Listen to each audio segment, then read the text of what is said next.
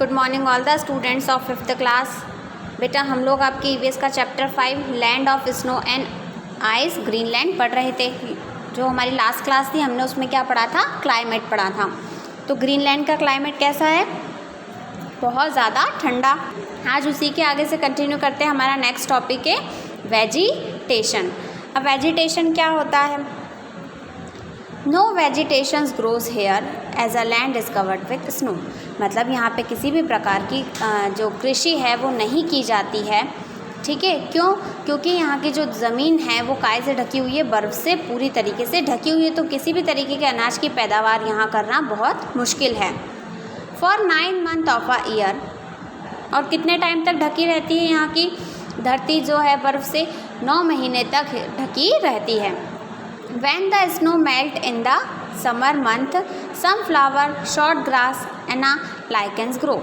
तो यहाँ पे हरियाली के तौर पे फिर जो 3 महीने का समर होता है, यहाँ पे गर्मी होती है, जब बर्फ़ पिघल जाती है तो क्या दिखाई देता है? कुछ छोटे छोटे फूल के पौधे दिखाई देते हैं, थोड़ी बहुत घास दिखाई देती है और लाइकेंस दिखाई देते हैं।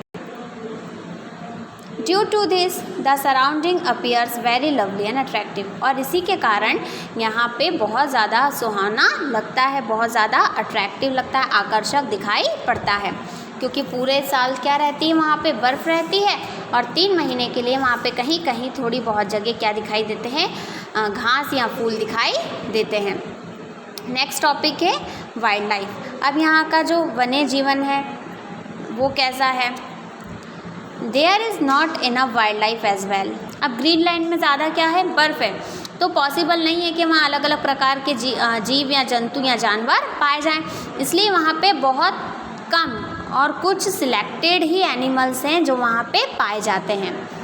The animals found here have a thick coat of fur. यहाँ पे जो जानवर पाए जाते हैं उनकी जो चमड़ी होती है उसके ऊपर बहुत मोटे मोटे से फर लगे होते हैं। ऑन देयर बॉडीज़, उनके शरीर पे।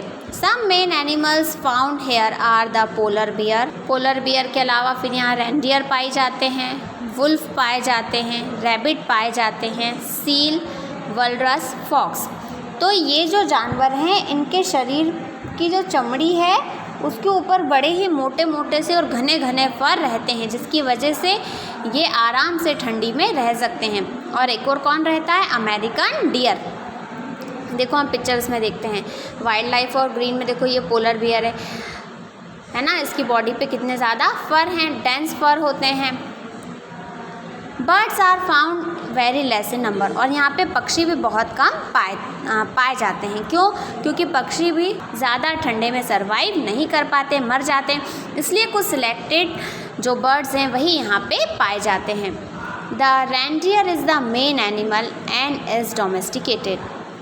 अब रेंडियर जो है वो यहाँ पे पशुपालन के तौर पे रखा जाता है। वो जानवर जो पाले जा सकते हैं उनके तौर पे रखा जाता है, और बहुत ही महत्वपूर्ण जानवरों में से एक है। कहाँ पे? ग्रीनलैंड में। It provide milk and meat and its skin hide is use to make cloth. और उसकी जो चमड़ी है उससे क्या बनाए जाते हैं? कपड़े बनाए जाते हैं। और वो क्या भी देती है? दूध भी देती है, और फिर उससे मीट भी मिलता है। तो वाइल्ड लाइफ भी यहाँ पे बहुत ज़्यादा कम होती है। सिलेक्टेड एनिमल्स पाए जाते हैं, सिलेक्टेड बर्ड्स पाई जाती है। लेकिन मेन कौन है? रेंडियर है, क्योंकि वो दूध भी देती है, मीट भी देती है, और उसकी चमड़ी से क्या बनते हैं? कपड़े भी बनते हैं। आज की आपकी क्लास में इतना ही पढ़ेंगे। इसके आगे का टॉपिक हम नेक्स्ट क्लास में रीड करेंगे। आप में से जिस किसी बच्चे का 5th चैप्टर छूट गया हो स्टार्टिंग से, या फिर इसके आगे वाले दैट मीन्स 1 चैप्टर से 4 चैप्टर तक छूट गए हैं, तो आप लोग स्कूल के यूट्यूब चैनल से समझ सकते हैं।